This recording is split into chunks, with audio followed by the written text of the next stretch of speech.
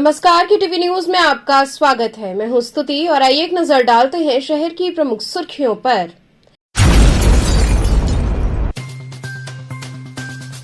ज्ञानवापी मामले में आया नया मोड़। विश्व वैदिक सनातन संघ ने अधिवक्ता विष्णु शंकर जैन व हरिशंकर जैन पर देश विरोधी गतिविधियां करने का लगाया आरोप। योग गुरु बाबा रामदेव द्वारा महिलाओं पर दी गई अमर्यादित टिप्पणी के विरोध में सपा कार्यकर्ताओं ने बाबा रामदेव का फूका पुतला।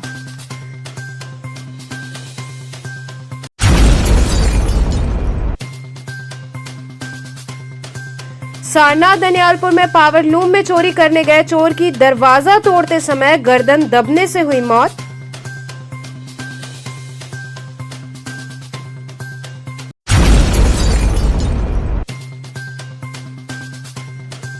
और दशाश्वमेध घाट पर आयोजित छायाचित्र प्रतियोगिता व प्रदर्शनी का मंडलायुक्त ने किया उद्घाटन।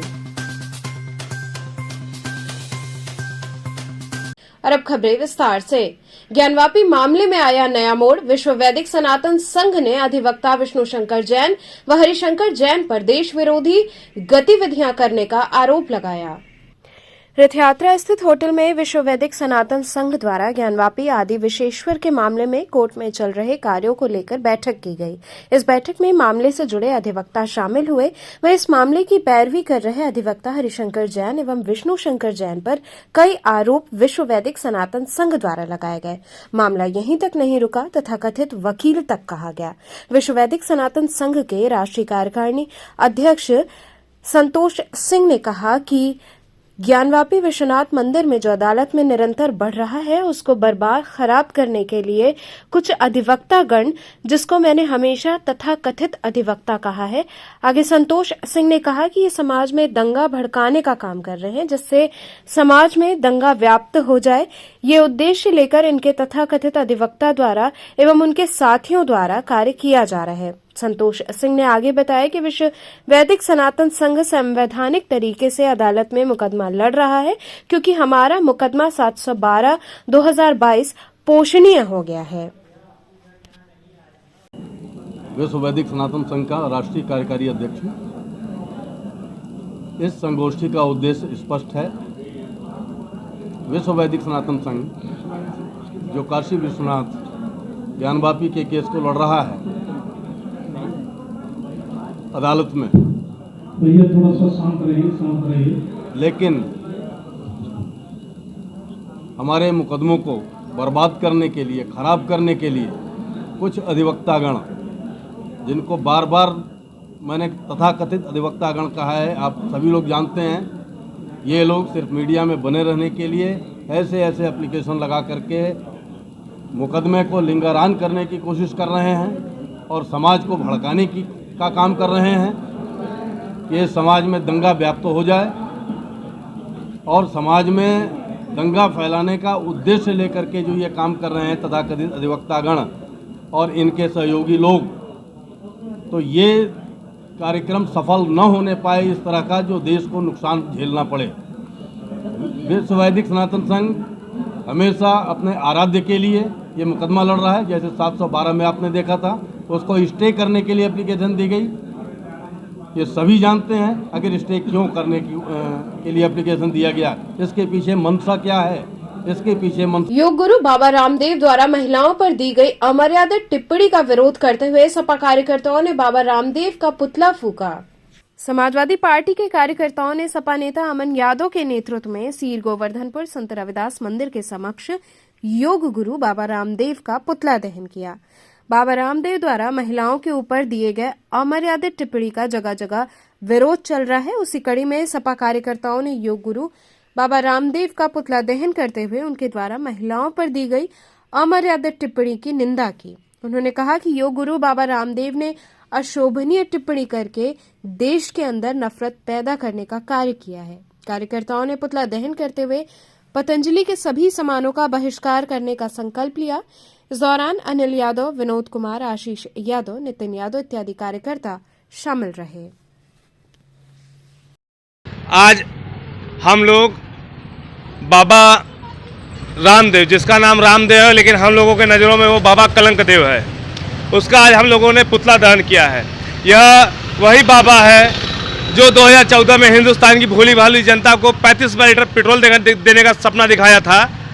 आज कल वह बाबा ने महाराष्ट्र में जो सभाओं में बोला कि महिलाएं बिन कपड़े की अच्छी लगती हैं। यह जो है कि हमारी माताओं बहनों का अपमान भरी मीडिया के सामने, टीवी के सामने, मंचों पर इस बाबा को इतनी हैसियत, इतनी औकात हो गई है कि मंचों पर हमारी माताओं बहनों को कहता है कि महिलाएं बिना कपड़े की अच्छा लगती हैं। इन बाबाओं के वजह से, इन ढोंगी बाबाओं की वजह से, इन कलंक बाबाओं की वजह से आज हमारे देश में बलात्कार की घटनाएं बढ़ती जा रही हैं। आज हमारे देश में बहन बेटियां सुरक्षित नहीं हैं, जबकि ऐसे ऐसे बाबा जो कि जिनका नाम पूरे देश में नहीं पूरे विदेशों तक फैला है, ऐसे ऐसे बाबा गैर जिम्मेदाराना भाषण करते रहते हैं, अनाप शनाप टिप्पणी करते हैं। उसी क्रोध में आज हम नौजवानों ने बाबा रामदेव का पुतला फूंकने का कार्य किया। इसका उद्देश्य यही है कि बाबा तुम कितनों होगे, समाज में, देश दुनिया में कितनों होगे, लेकिन हम नौजवानों के आगे, हम हिंदुस्तानियों के आगे तुम रामदेव नहीं, तुम कलंकनाथ होना चाहिए तुम्हारा नाम। ये बाबा का भगवान करे, हे भगवान, ये जो इसे काना काना ताकता है, इसका दोनों अखियां फूट जाए। ये जो है कि हमारे माताओं बहनों पर अनाप शनाप टिप्पणी करने का कार्य करता है। बताइए, इसकी इतनी ही हैसियत हो गई है, जिस देश में माताओं को सीता समझकर पूजा जाता है, उन माताओं को यह कहता है कि महिलाएं बिना कपड़े के, बिना वस्त्र की अच्छी लगती हैं। इस पर कठोर से कठोर कार्रवाई होनी चाहिए। इसमें पूरे देश में इसका विरोध होना चाहिए। इसके सामानों का बहिष्कार करने चाहिए। इसके हर एक प्रोजेक्ट का बहिष्कार करना चाहिए। ये घमंड के नशे में चूर है। वो जानता है कि मैं सत्ता पक्ष का करीबी हूँ, मेरा कोई करेगा क्या। जनता सिखाएगी, समय आने दीजिए। जनता बाबा रामदेव जो अनाप शनाप टिप्पणी किया है उसका पाप भोगेगा वो। ये जो हमारे देश में बाबा रामदेव जी हैं, पूरे देश विदेश में फैले हैं, ये महिलाओं के खिलाफ गलत नज़र उठाकर बोल भी रहे हैं, गलत नज़र उठाकर देख भी रहे हैं। आज उनका हम लोग पुरजोर विरोध किए हैं और उनका पुतला भी दहन किए हैं और हम सभी समाजवादी साथी भी उपस्थित रहे हैं, नौजवान भी रहे हैं। मगर ये जो महाराज जी हैं, बाबा जी हैं, इनको थोड़ा सीख लेनी चाहिए कि महिलाओं के खिलाफ नहीं बोला जाता इस तरीके से। सारनाथ दनियालपुर में पावरलूम में चोरी करने गए चोर की दरवाजा तोड़ते समय गर्दन दबने से मौत हो गई। सारनाथ दनियालपुर के भगवान दास ताड़ीखाना स्थित पावरलूम में दरवाजा तोड़ते समय चोर की गर्दन दब गई, जिससे उसकी मौके पर ही मौत हो गई। रविवार को सुबह मालिक पावरलूम का कारखाना खोलने के लिए आया तो दरवाजे में फंसकर मृत व्यक्ति को देखकर पुलिस को सूचना दी। पुलिस ने परिजनों को सूचित कर शव को पोस्टमार्टम के लिए भेज दिया। जानकारी के अनुसार दनियालपुर के भगवान दास ताड़ीखाना में कमलगढ़ा जैतपुरा निवासी अजीज रहमान का मकान है। इसमें कमलगढ़ा जैतपुरा निवासी निजाम पावरलूम चलाते हैं। निजाम ने बताया कि सुबह कारखाना खोलने के लिए आए तो कारखाने के बाहर भीड़ लगी थी। बाहर का दरवाजा खोलकर अंदर गए तो देखा कि एक व्यक्ति की गर्दन कारखाने के दरवाजे में फंसी है। पुराना पुल चौकी प्रभारी उपेंद्र यादव ने बताया कि मृत व्यक्ति की पहचान पुराना पुल निवासी जावेद के रूप में हुई है। संभवतः वह पावरलूम के कारखाने में चोरी का प्रयास कर रहा था। उसकी गर्दन दरवाजे के बीच में फंस गई, जिससे उसकी मौके पर ही मौत हो गई। उन्होंने बताया कि जावेद क्षेत्र में छोटी मोटी चोरियां करता था। ये पावरलूम का कारखाना हमारा है और सुबह हम आए तो ऐसी बात थी। उसमें एक चोरी करने की नीयत से रात में आया तो उसमें फंस कर मृत्यु हो गई उसकी। कहाँ का रहने वाला है चोर, कुछ पता चला? नहीं, ये हमें जानकारी नहीं है। और पुलिस आने पर ये सूचना उसके घर वालों को कॉल कर दी गई है। उनके सामने ही सब खुले उनको निकाला गया है। किस तरीके का, किस जगह पे फंसा हुआ था ये? ये एकदम बाहर दरवाजे के अंदर, मूड़ी अंदर थी, पूरा डर बाहर था। तो आपने मौके पर पुलिस को सूचना दी, कैसे पुलिस आई? जी हाँ, मौके पे पुलिस आई और उसके बाद उसके घर वाले को सूचना दी गई। तो कहाँ का रहने वाला है ये? घर कहाँ है सर? ये हमें नहीं मालूम। दशाश्वमेध घाट पर आयोजित छायाचित्र प्रतियोगिता व प्रदर्शनी का मंडलायुक्त ने उद्घाटन किया। फोटोग्राफी कला के साथ साथ विज्ञान भी है। एक अच्छी फोटो 1000 शब्द से ज्यादा प्रभावी होती है। ये ऐसी कला है जो एक कलाकार के रूप में फोटोग्राफर की रचनात्मक दृष्टि को दर्शाती है। ये विचार काशी पत्रकार संघ से संचालित वाराणसी प्रेस क्लब के तत्वाधान में दशाश्वमेध घाट पर गंगा सेवा निधि के सहयोग से आयोजित छायाचित्र प्रतियोगिता व प्रदर्शनी के उद्घाटन पर मंडलायुक्त कौशल राज शर्मा ने व्यक्त की। कहा कि मोबाइल के बढ़ते चलन से फोटोग्राफी प्रभावित हो रही है। अब कोई भी फोटोग्राफर अपने आसपास की दुनिया और घटना के प्रति अपने दृष्टिकोण को इस माध्यम से व्यक्त कर सकता है। उन्होंने वरुणा के जीर्णोद्धार कार्य पर भी सहमति जताई। आगतों का स्वागत काशी पत्रकार संघ के अध्यक्ष सुभाष चंद्र सिंह ने संचालन, संघ के महामंत्री डॉक्टर अत्रि भारद्वाज और धन्यवाद ज्ञापन वाराणसी प्रेस क्लब के अध्यक्ष चंदन रूपानी ने किया। इस अवसर पर वरिष्ठ पत्रकार योगेंद्र नारायण शर्मा, संघ के पूर्व अध्यक्ष कृष्णदेव नारायण राय ने भी अपने विचार रखे। अनिरुद्ध पांडे ने आयोजन के उद्देश्य को रेखांकित किया। प्रतियोगिता का प्रथम पुरस्कार अमन आलम, द्वितीय पुरस्कार मोहम्मद मुकी, तृतीय पुरस्कार नरेंद्र यादव को प्राप्त हुआ। इस अवसर पर 2 छायाकारों अनिल मिश्रा एवं शंकर चतुर्वेदी को छाया रत्न से सम्मानित किया गया। आयोजन में प्रेस क्लब के मंत्री पंकज त्रिपाठी व सह संयोजक संजय गुप्ता, संघ के उपाध्यक्ष पुरुषोत्तम चतुर्वेदी की सक्रिय भागीदारी रही।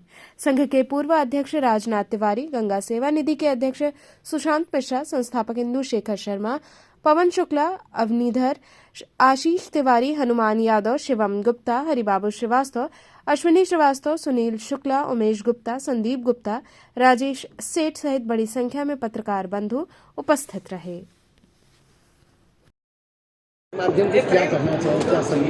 आज वाराणसी प्रेस क्लब का और काशी पत्रकार संघ का ये छायाचित्र प्रदर्शनी का आयोजन गंगा सेवा निधि के स्थान पर दशाश्वमेध घाट पर किया गया है। इसी के कार्यक्रम का शुभारंभ था। 3 दिन ये प्रदर्शनी चलेगी। आज ही इसी के माध्यम से छायाकारों का सम्मान भी किया गया है और छाया रत्न के द्वारा भी कई लोगों को सम्मानित किया गया है। बहुत एक अच्छा अनुकरणीय प्रयास है कि सारे लोग जो भी फोटोग्राफी से प्रोफेशनली जुड़े हैं उनके लिए एक अच्छा मौका है कि जो छुपी हुई प्रतिभा है उनका सम्मान किया जा सके।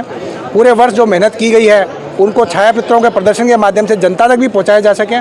जो जनता यहाँ पे जनरल फुटफॉल रहता है काशी में पर्यटकों का, श्रद्धालुओं का, उन तक भी ये प्रदर्शनी की क्रिएटिविटी पहुंच सके, वे लोग भी यहाँ की प्रतिभा को एक अच्छे सम्मान के साथ देख सकें। तो बहुत अच्छे स्थल का चयन किया गया है, बहुत अच्छे दिनों का चयन किया गया है। ये प्रदर्शनी अब यहाँ 3 दिन चलेगी और भी आवश्यकता होगी तो बढ़ाया जाएगा ताकि काशी में आने वाले बाकी लोग भी इसको देख सकें। जो छाया रत्नों का सम्मान हुआ है उनको मैं बधाई देना चाहता हूँ कि पूरे वर्ष की मेहनत के बाद उनके व्यवहार, उनके कार्य की वजह से उनको ये पुरस्कार मिला है। बाकी लोग भी प्रेरित होकर उसी प्रकार का कार्य करेंगे ताकि ज़्यादा से ज़्यादा लोग इस प्रोफेशन में जुड़ के अपना नाम कमा सके और सम्मान कमा सके। भाजपा नेता से बदसलूकी के आरोप में लक्सा थानाध्यक्ष व एसआई को पुलिस कमिश्नर ने सस्पेंड कर दिया। भाजपा नेता के साथ कथित रूप से बदसलूकी और मारपीट करने के आरोप में पुलिस कमिश्नर ए सतीश गणेश ने कार्रवाई करते हुए लक्सा एसओ अनिल साहू और एसआई विनीत कुमार गौतम को सस्पेंड कर दिया है। साथ ही नाटिमली चौकी इंचार्ज सूरज तिवारी को लक्सा थाने का थानेदार बनाया गया है। घटना के संदर्भ में जनार्दन ओझा ने आरोप लगाते हुए बताया कि उनको उप मुख्यमंत्री केशव प्रसाद मौर्य के कार्यक्रम में जाना था, लेकिन रास्ता पुलिस ने रोक रखा था, जिसके बाद उन्होंने एसीपी दशा सुमेध से थानाध्यक्ष अनिल साहू की बात भी करवाई, मगर उन्होंने किसी की नहीं सुनी, उल्टे बदसलूकी करते हुए थाने पर बिठा दिया और उनका मोबाइल भी छीन लिया। दूसरी तरफ उप मुख्यमंत्री के कार्यक्रम से खाली हुए भाजपा नेताओं को जब मामले की जानकारी मिली तो उन्होंने लक्सा थाने पर हंगामा करना शुरू कर दिया। कुछ भाजपा कार्यकर्ताओं का आरोप था कि इस दरमियान उनके साथ भी मारपीट की गई है। भाजपा नेता थानाध्यक्ष को सस्पेंड करने की मांग कर रहे थे। देर रात पुलिस कमिश्नर ए सतीश गणेश ने थानाध्यक्ष अनिल साहू और एसआई विनीत कुमार गौतम को सस्पेंड कर दिया।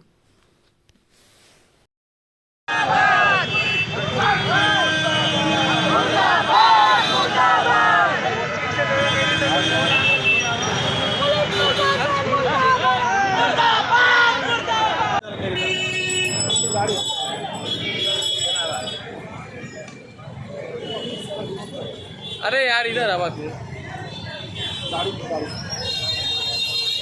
यहाँ रुकेंगे एक छोटे से ब्रेक के लिए। आप बने रहिए केटीवी के साथ।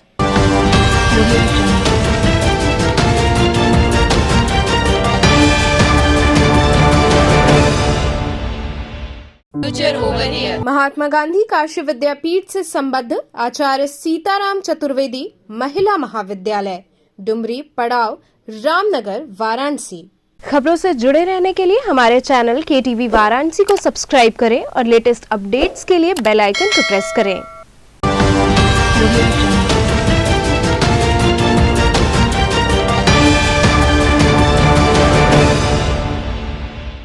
ब्रेक के बाद आपका स्वागत है।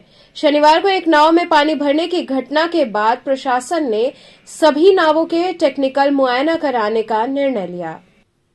शनिवार की सुबह हुई नाव दुर्घटना को लेकर DCP zone Kashi RS Gautam ने बताया कि एक नाव केदार घाट से शीतला घाट की तरफ जा रही थी। नाव में छेद हो जाने के कारण पानी भरने लगा, जिससे नाव में बैठे लोग घबरा गए। उसमें से 2 व्यक्ति घबराकर पानी में कूद गए थे, जिनको तत्काल जल पुलिस व मौके पर मौजूद नाविकों स्थानीय लोगों द्वारा बचाया गया, जिन्हें प्राथमिक उपचार हेतु कबीरचौरा हॉस्पिटल भेजा गया। कोई जनहानि नहीं हुई है।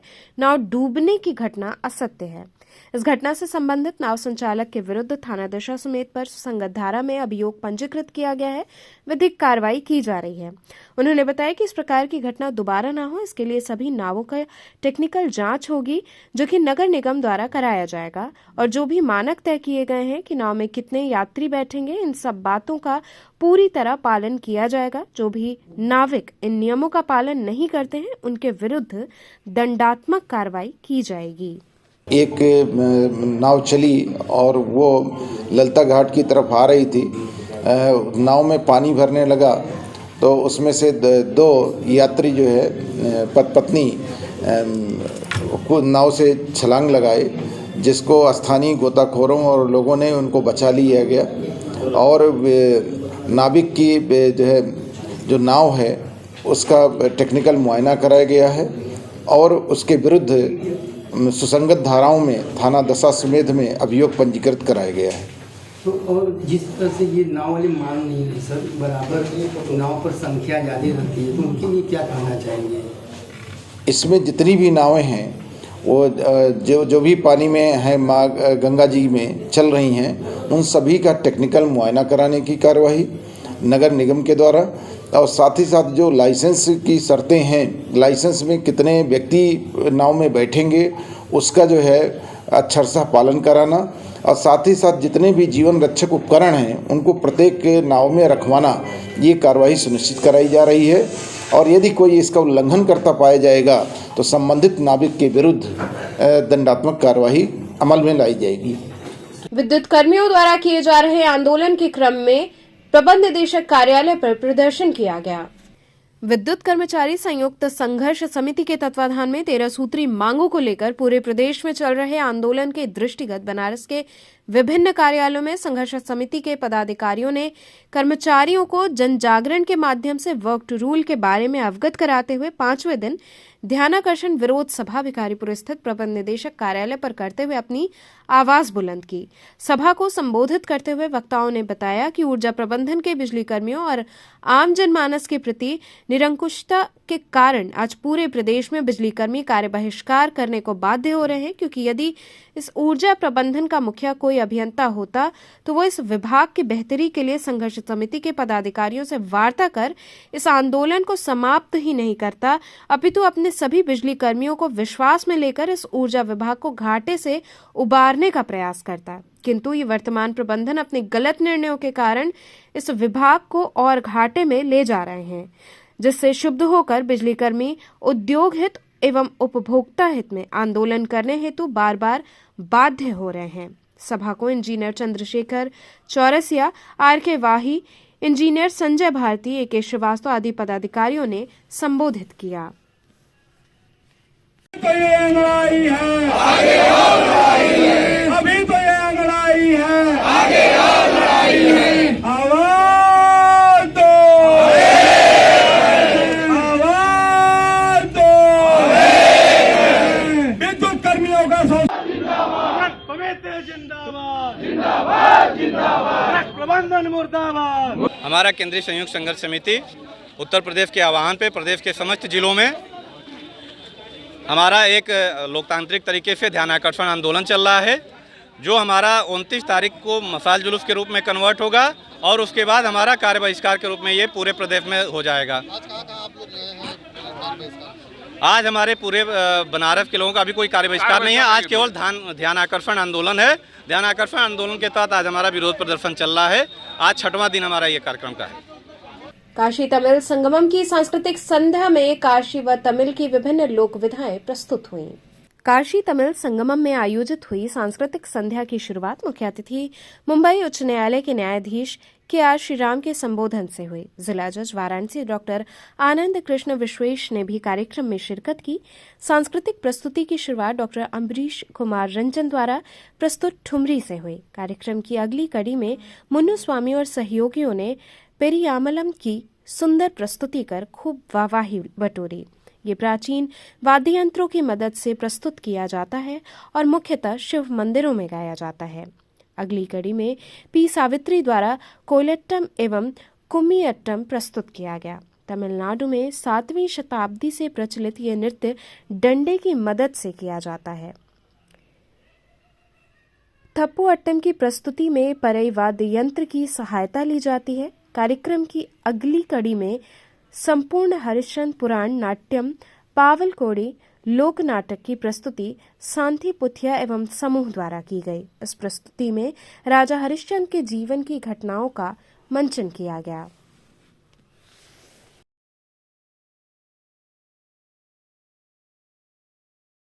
இந்த கண்ணை கேட்டாலும் தருவேன், இந்த மண்ணை கேட்டாலும் தருவேன், மற்றொரு பெண்ணை திரும்ப செய்தெல்லாம் முடியாது சாமி.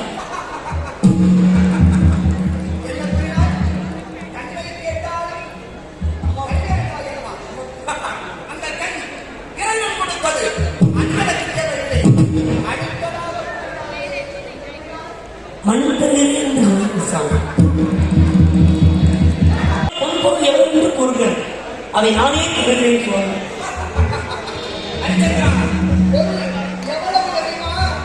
கூறுங்க சுவாமி.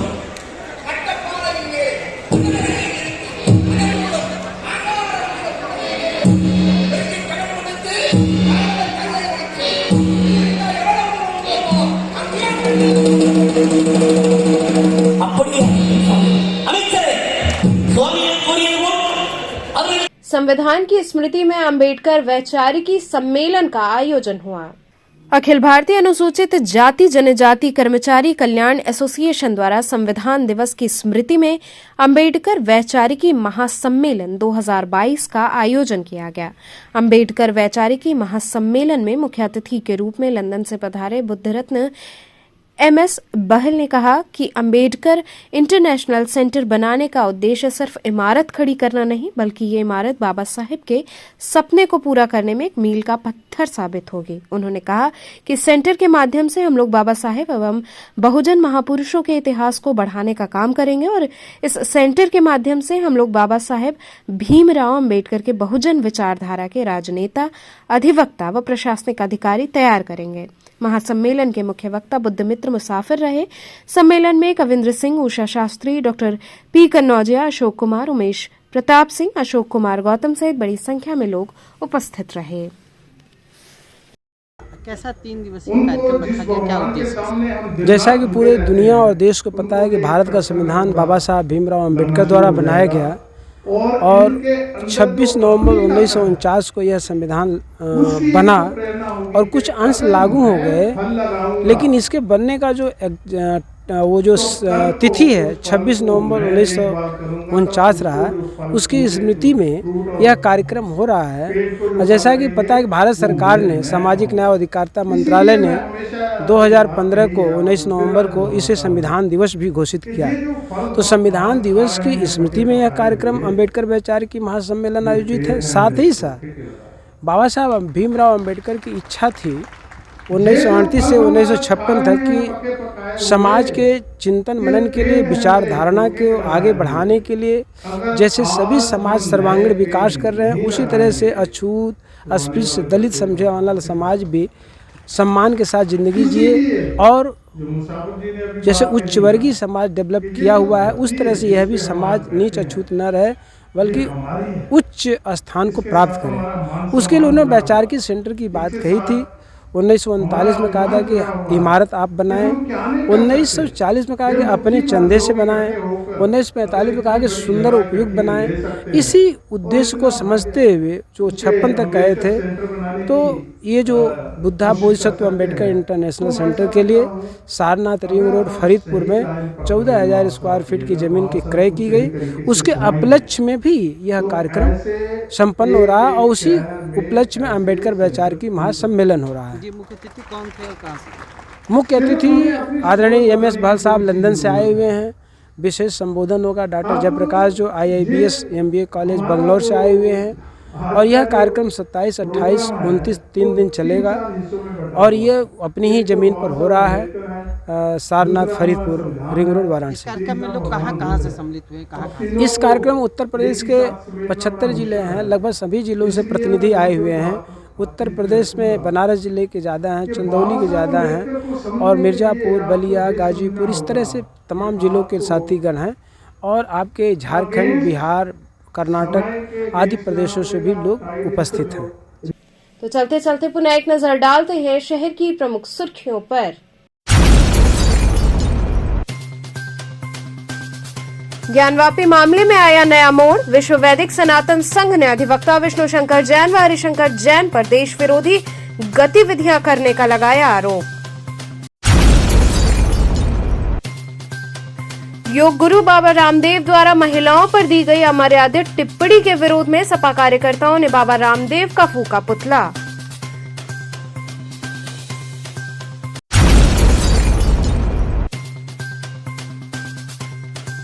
सारनाथ दनियालपुर में पावर लूम में चोरी करने गए चोर की दरवाजा तोड़ते समय गर्दन दबने से हुई मौत।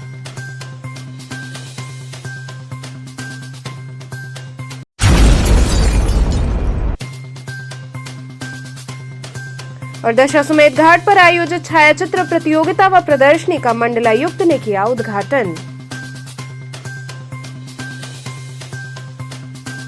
तो ये थे आज के समाचार, कल फिर होगी मुलाकात, तब तक के लिए नमस्कार।